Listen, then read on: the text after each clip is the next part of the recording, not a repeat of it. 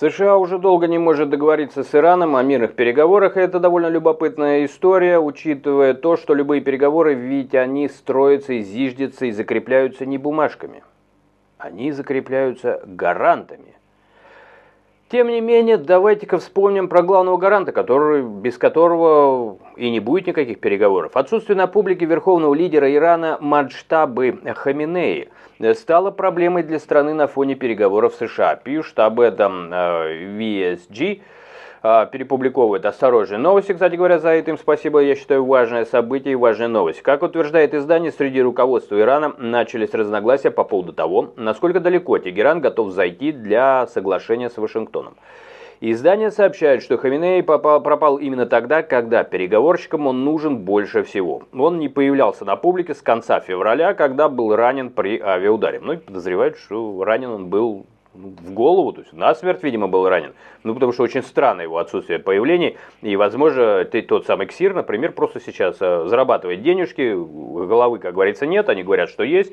Ну, а дальше кто во что гораст, а потом просто разбегутся. Ну, я к тому, что не их даже, не в сторону Ирана это говорю, а так часто бывает. То есть прикрываются, есть там кто-то, да, ну давайте еще денег собирайте, а сама система как бы уже развалилась, потому что без головы, особенно вертикаль власти, она не держится. То есть надо тогда нового создавать, его могут сами же внутри не принять, будет внутренняя борьба, и, собственно говоря, они развалят свой костяк боевой.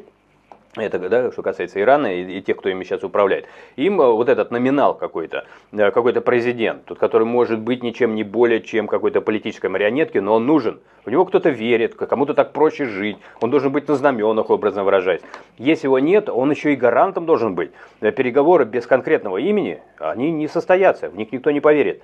И вот здесь, возможно, это главная причина того, что так все надолго затягивается, и вот эти деятели всяких там революций и исламов, они поэтому играют то в армуз, то дайте денег, то есть рвут, что называется, на ходу, что можно оторвать от этой ситуации.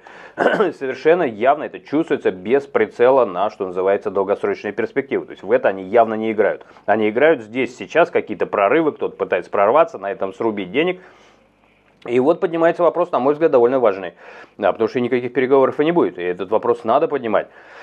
Тем не менее, верховный лидер хранит молчание по поводу переговоров. Это абсурд какой-то. Был случай, об этом писал бывший киллер, он в России сидит в тюрьме, солдат его, по-моему, прозвище было, и у него есть воспоминания, где он рассказывает, как один директор завода позвал, это были 90-е, не было уже как-то правоохранительной системы, все разваливалось, а ему нужно было, чтобы кто-то был его личной защитой, потому что надо было продавать определенный груз, отправить партнерам зарубежным, это на большие деньги. То есть ввести надо, делать надо, непонятно кто что за что отвечает, кто дает какую-то страховую гарантию, то есть охрану.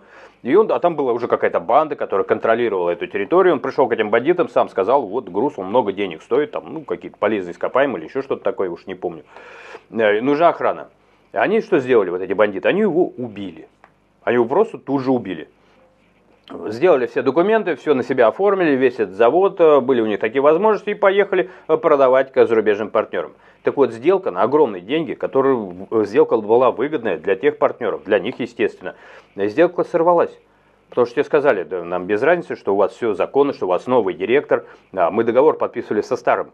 Он гарант этого договора, без него все это бумажки, Филькина грамота. И сорвалась сделка. Я к чему? К тому, что никакой сделки, скорее всего, по Ирану не может быть, пока нету этого самого Хаминеи.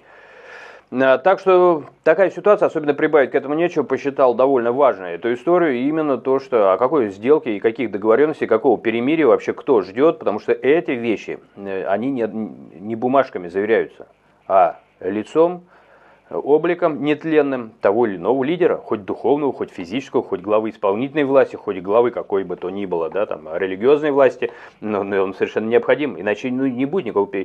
И поэтому об этом могут и не говорить. Если, например, он мертв, это будут скрывать. Потому что, еще раз, как было в начале сказано, все рухнет и будет доведено до того, что у них просто междоусобица вот в этих властью облеченных, вооруженных у деятелей начнется внутри, они начнут просто то, что успели надергать с нефти, они за них просто драться начнут и друг друга и сожрут. Сказал бы я от себя, тут уже немножко моего мнения, свое пишите в комментариях.